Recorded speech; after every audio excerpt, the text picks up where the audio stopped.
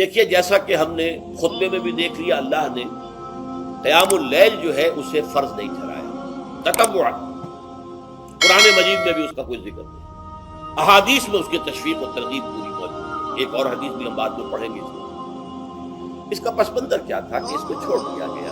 اب ظاہر بات ہے مسلمانوں میں کمزور بھی ہیں، مسلمانوں میں وہ مزدوری کرنے والے بھی ہیں، روزہ تو فرض ہے ان پر، چاہے مئی کا مہینہ ہے اور گندم کاٹنی ہے، روزہ پھر بھی رکھنا ہوگا، یہ سب کچھ، لیکن یہ کہ رات کو پھر کھڑے رہنا ان کے لیے، جاگنا ممکن نہیں، لہذا ان کے اوپر یہ چیز فرض نہیں۔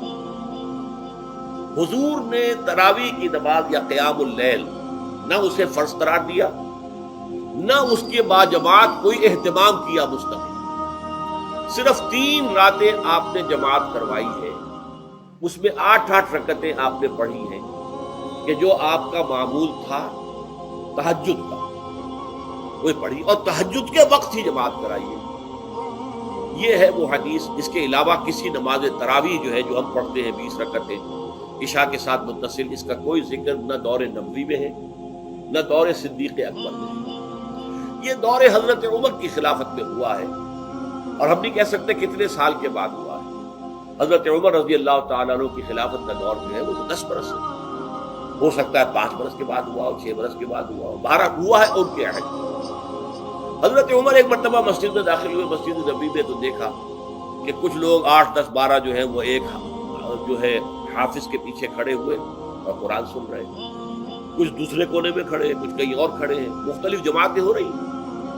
تو انہوں نے سوچا کہ کیوں نہ ان سب کو ایک امام کے پیچھے جمع کر دیا جائے، اور اس کے لیے لوگوں کی سہولت کے لیے عشاء کے ساتھ متصل رکھ دیا جائے، اس لیے کہ تہجد کے وقت اٹھنا جو ہے وہ تو ہر کس و ناقص کا کام نہیں ہے، کہ عشاء کے بعد اگر تھوڑا سا اضافی وقت ہو صرف، تو یہ ہر شخص کر لے گا، مزدور بھی کر لے گا۔ لہذا آپ نے یہ نظام تجویز فرمایا کہ عشاء کے متصل بعد 20 رکعت نماز پڑھی جائے اور ایک امام کے پیچھے پڑھی جائے۔ یہ گویا کہ اجتہاد ہے حضرت عمر رضی اللہ تعالی عنہ، اس کو آپ نے خود بدعت بھی قرار دیا، لیکن بدعت حسنہ۔ بدعت کس اعتبار سے؟ لغوی اعتبار سے، نئی بات، اس لیے کہ حضور کے زمانے میں نہیں تھی، تو یہ اس طریقے سے ایک نئی بات ہے، لیکن یہ بات کیونکہ بہت اچھی ہے، بہت عمدہ ہے۔ آپ جب یہ نظام چل پڑا تو ایک دن مسجد میں آئے، دیکھا کہ بڑی بڑی مسجد ہے، صحابہ کھڑے ہیں اور ایک امام کے پیچھے قرآن سن رہے ہیں۔ آپ نے فرمایا نعم البدعۃ ھذہ، یہ جو ہم نے نئی بات شروع کی ہے یہ بہت اچھی ہے، بہت۔ اب یہاں سے فرق واقع ہو گیا ہے۔ ایک تو اہل تشیع جو ہے وہ تو ویسے ہی حضرت عمر سے بہت دشمنی رکھتے، عناد رکھتے، تو حضرت عمر کے اجتہادات سے انہیں نفرت ہے، انہیں دوری ہے، چاہے وہ کوئی سا بھی حضرت عمر کا اجتہاد ہے۔ ہمارے ہاں اہل حدیث حضرات بھی در حقیقت حضرت عمر یا کسی اور خلیفہ راشد کے فعل کو وہ سمجھتے ہیں کہ یہ ایگزیکٹو آرڈرز ہیں، یہ ہمیشہ کے لیے نہیں۔ حضرت عمر نے اپنے دور میں ایک نظام قائم کیا، ان کے دور کے لیے ٹھیک تھا، یہ ہمیشہ کے لیے نہیں۔ ہمیشہ کے لیے وہ 8 ہی رکعتوں کے قائل ہیں، وہ تہجد والے ہیں، لیکن اس میں بہرحال انہوں نے بھی خود یہ اضافہ کیا ہے کہ وہ 8 رکعتیں وہ عشاء کے ساتھ متصل پڑھتے ہیں، تہجد کے وقت تو نہیں پڑھتے۔ اور حضور نے تو صرف 3 روز جو ہے وہ کرائی تھی جماعت، وہ لوگ 30 دن یا 29 دن پڑھ رہے ہیں، تو اضافہ تو انہوں نے بھی کر دیا، تو نظام میں تبدیلی تو ہو گئی۔ لیکن اہل سنت جو کہلاتے ہیں، ہمارے جو 4 جو ہیں، جو ہمارے مسلک ہیں، حنفی، مالکی، شافعی، حنبلی، ان کا اتفاق ہے اس پر حضرت عمر کا، کیونکہ ان کے سامنے اصول یہ ہے کہ حضور نے فرمایا علیکم بسنتی وسنت الخلفاء الراشدین المہدیین، تم پر لازم ہے کہ میری سنت کو پکڑو مضبوطی کے ساتھ، اور میرے خلفاء راشدین مہدیین جو ہیں ان کی سنت کو پکڑو۔ اس اصول سے یہ 4 فقہیں جو ہیں حضرت عمر کے اجتہادات جو ہیں ان کو بھی پابندی سمجھتے ہیں کہ تمام عمر کے لیے، قیامت تک کے لیے امت مسلمہ پر ان کی پیروی لازم ہے، لہذا اس میں اجماع ہے۔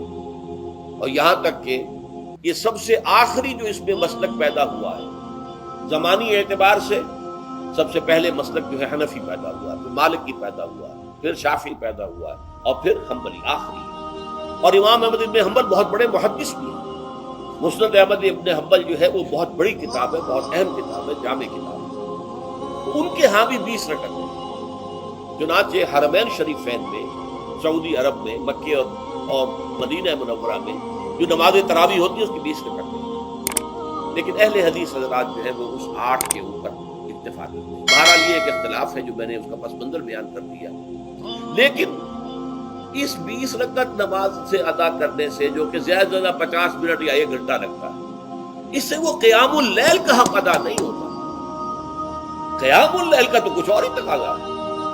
क़याम किसे कहते हैं? ये सूरह मुज़म्मिल से वाज़ेह होता है। या अय्युहल मुज़म्मिल क़ुमिल लैला इल्ला क़लीला निस्फ़हु अव इंक़ुस मिन्हु क़लीला औ ज़िद अलैहि वरत्तिलिल क़ुरआन तर्तीला। आधी रात या आधी रात से कुछ कम, यानी तिहाई रात, या आधी रात से कुछ ज़ायद, 2 तिहाई रात, यह है क़ियामुल लैल। चुनांचे सूरह मुज़म्मिल ही की आखिरी आयत जो दूसरा रुकू मुश्तमिल है जिस पर, उसमें साफ कह दिया गया इन्न रब्बका यअलमु अन्नका तक़ूमु अदना मिन सुलसिल लैलि व निस्फ़हु व सुलसहु व ताइफ़तुन मिनल लज़ीना मअक।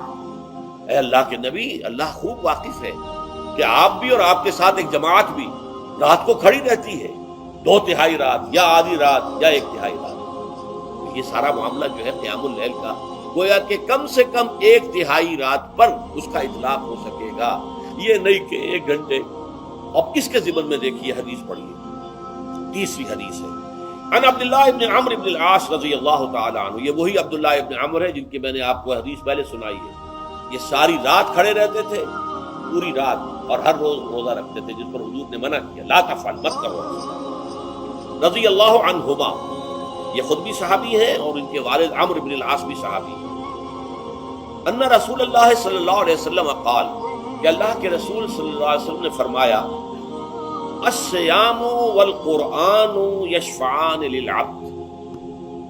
रोजा और कुरान बंदे के हक में शफाअत करेंगे। यक़ूलु सियाम, रोजा ही अर्ज करेगा अल्लाह की जनाब में, ऐ रब परवरदिगार, इन्नी मनाअतहु ताम व शहवात बिन नहार, मैंने तेरे इस बंदे को दिन के दौरान खाने पीने से और अपनी शहवत का तकादा पूरा करने से रोके रखा। ये मेरी वजह से रोका रहा, तो मेरी शफाअत इसके हक में कबूल फरमा। फशफ़िअनी फ़ीह, मेरी शफाअत उसके हक में कबूल फरमा। व यक़ूलुल कुरान, कुरान क्या कहेगा? मनाअतहु नौम बिल्लैल, मैंने इसे रात के वक्त सोने से, नींद से रोके रखा। फशफ़िअनी फ़ीह, तो इसके हक में मेरी शफाअत कबूल फरमा।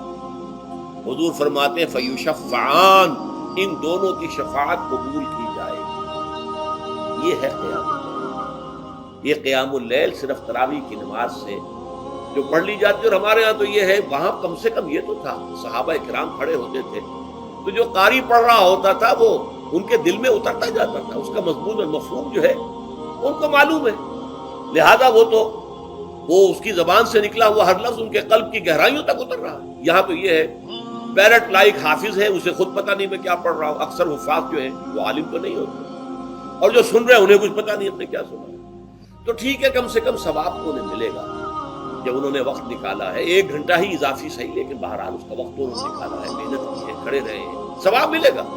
लेकिन जो मकसद है वो हासिल नहीं होता। उस मकसद के हुजूर के लिए अव्वल तो क़यामुल लैल की कम से कम मुद्दत 1 तिहाई। अगर कोई शख्स फर्ज कीजिए कि उसके यहाँ कोई और इंतजाम नहीं है, जैसा कि हमारे यहाँ हमने इंतजाम किया है बड़े बड़े शहरों में दौरा तर्जुमा कुरान, उसमें हमें 5 घंटे लग जाते हैं, निस्फ शब के करीब जो है मुआमला हो जाता है। उसमें क्या होता है कि हर 4 रकअत से पहले जो उसके अंदर पढ़ा जाना है हिस्सा कुरान का, उसका पहले हम मुताला करते हैं बैठकर, तर्जुमा और कुछ मोटे मोटे निकात की जो है वजाहत। फिर खड़े हो गए और कारी साहब के पीछे 4 रकअतों के अंदर वो 4 रुकू या जितने भी हैं पढ़ लिए, सुन लिए, फिर बैठ गए।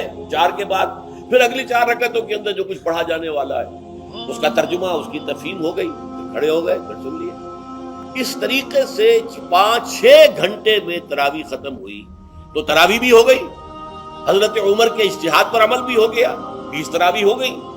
लेकिन यह है कि उसके साथ जो असल गर्ज़ो आयत है क़यामुल लैल की, वो भी हासिल। ये हमने 17 साल पहले शुरू किया था या 18 साल पहले, और वो इंशाअल्लाह अल्लाह के फज़ल व करम से अब चल रहा है। बड़े बड़े शहरों में हो रहा है, लाहौर में जिन मकामात पर हो रहा है वो ताज़ा जो निदाए खिलाफत है उसके अंदर आप उसकी फहरिस्त देख लें। कराची में तो उससे गालिबन 3 गुना मकामात के ऊपर वो काम हो रहा है, और दूसरे शहरों में भी हो रहा है। تو اس سے در حقیقت وہ غرض و غایت، وہ حکمت جو ہے پوری ہوتی ہے کہ یہ دونوں چیزیں پیرلل ہیں. من صام رمضان ایمانا واحتسابا غفر له ما تقدم من ومن قام رمضان ایمانا واحتسابا غفر له ما تقدم من.